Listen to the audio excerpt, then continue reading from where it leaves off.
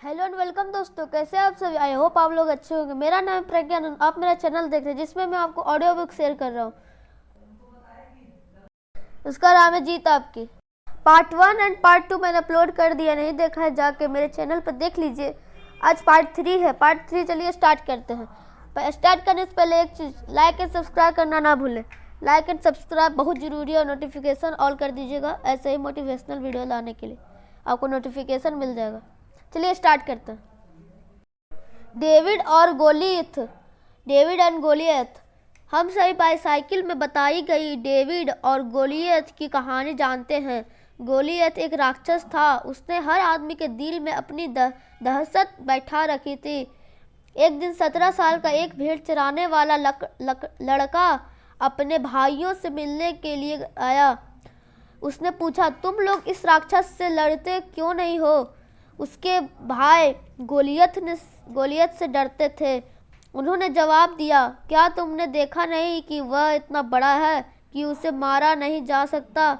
इस पर डेविड ने कहा, बात यह नहीं है कि बड़ा होने की वजह से उसे मारा नहीं जा सकता, बल्कि हकीकत यह है कि वह इतना बड़ा है कि उस पर लगाया गया निशाना चूक ही नहीं सकता।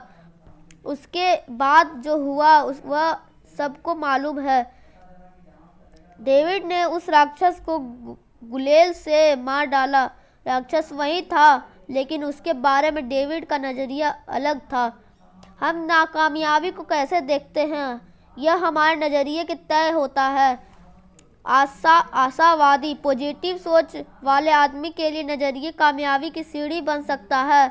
दूसरी ओर निराशावादी निगेटिव सोच के आदमी के लिए यह रास्ता का रोड़ा बन सकता है।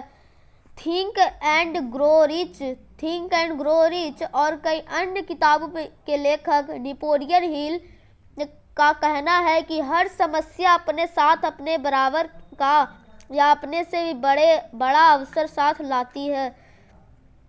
संस्थाओं के लिए नज़रिए का महत्व। The importance of attitude to organisations.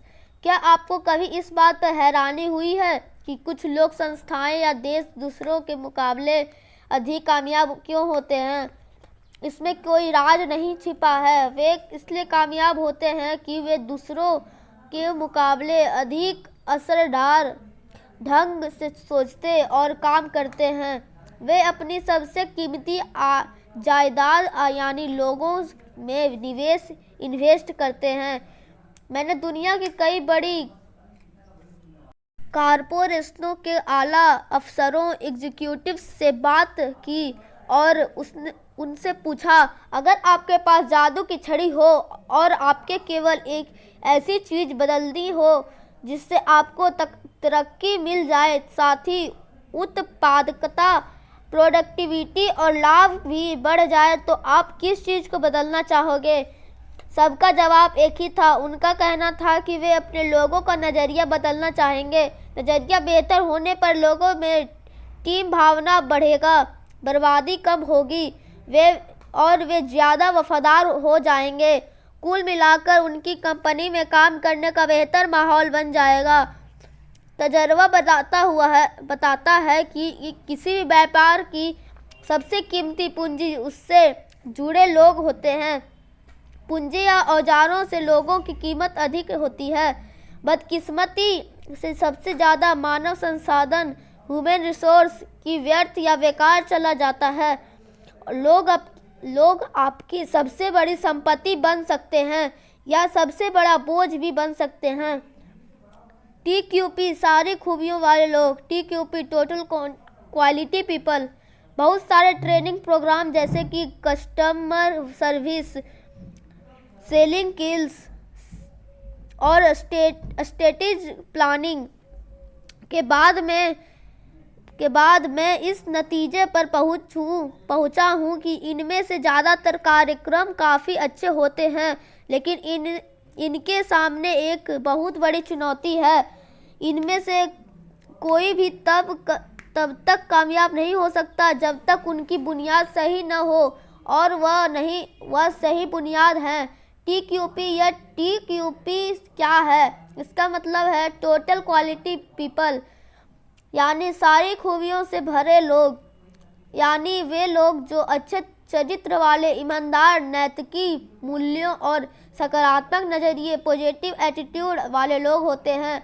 मुझे गलत न समझे, आपको दूसरे सारे प्रोग्रामों की ज़रूरत है, लेकिन वे तभी सफल होंगे जब आपकी नींव सही होगी, और वह नींव है TQP। उदाहरण के तौर पर कुछ ग्राहक सेवा कार्यक्रमों, कस्टमर सर्विस प्रोग्राम्स में हिस्सेदारी करने वाले को प्लीज़ या थैंक यू कहना, मुस्कुराना और हाथ मिलाना सिखाया जाता है, लेकिन किसी आदमी में सेवा करने का जज्बा ही न होता है तो वह कब तक मुस्कुरा सकता है। इसके अलावा लोग नकली मुस्कान को पहचान जाते हैं, और अगर मुस्कान सच्ची न हो तो उससे देखकर चिढ़ पैदा होती है। मेरा कहना यह है कि असलियत को दिखावे पर हावी होना चाहिए, न कि दिखावे को असलियत पर। बेशक ग्राहकों के पेश आने वाले लोगों की प्लीज और थैंक यू कहना चाहिए और मुस्कुराना चाहिए। ये बातें महत्वपूर्ण हैं, लेकिन याद रखें कि अगर मन में सेवा करने की भावना हो तो आम जिंदगी में ये बातें खुद ब खुद आसानी से शामिल हो जाते हैं। एक बार एक आदमी मशहूर फ्रांसीसी दार्शनिक फिलोसोफर ब्लेज पास्कल से मिला और उनसे कहा, अगर मेरे पास आपके जैसा दिमाग हो तो मैं बेहतर इंसान बन जाऊंगा। इस पर पास्कल ने जवाब दिया, बेहतर इंसान बनो, तुम्हारा दिमाग खुद ब खुद मेरे जैसा हो जाएगा। महान संगठनों ऑर्गेनाइजेशंस को तनख्वाहों या काम करने के हालात के पैमाने पर नहीं आंका जाता है, उन्हें भावना, नज़रिए और आपसी संबंधों के पैमानों पर आंका जाता है। जब कर्मचारी कहते हैं मैं यह काम नहीं कर सकता, तो इसके दो मायने हो सकते हैं। या तो उनका मतलब है कि उन्हें वह काम करने का तरीका मालूम नहीं है, या फिर वे उस काम को करना नहीं चाहते हैं। अगर वे काम करने का तरीका नहीं जानते हैं तो यह टेक्निकल ट्रेनिंग का मुद्दा है, लेकिन अगर वे काम नहीं करना चाहते हैं तो यह नज़रिए से जुड़ा मुद्दा हो सकता है। उन्हें उस काम की परवाह नहीं है, या वह नैतिकता का मुद्दा हो सकता है। वे मानते हैं कि उन्हें वह काम नहीं करना चाहिए। कैलगेरी टावर की ऊंचाई 190.8 मीटर है। उसका कुल वजन 10,884 टन है। उनमें से 6,349 टन कुल वजन का लगभग 60% भाग है। वजन जमीन के अंदर है। इससे जाहिर होता है कि भव्य दिखने वाली कई इमारतें की नींव काफ़ी मजबूत होती है। जिस तरह किसी भव्य इमारत के टिके रहने के लिए उसकी नींव बहुत मजबूत होनी चाहिए, उसी तरह कामयाबी के टिके रहने के लिए भी मजबूत बुनियाद की ज़रूरत होती है, और कामयाबी की बुनियाद होती है नज़रिया। आज के लिए बस इतना ही। जय हिंद, जय भारत, और लाइक एंड सब्सक्राइब करना ना भूलें। Please like and subscribe. जय हिंद, जय भारत।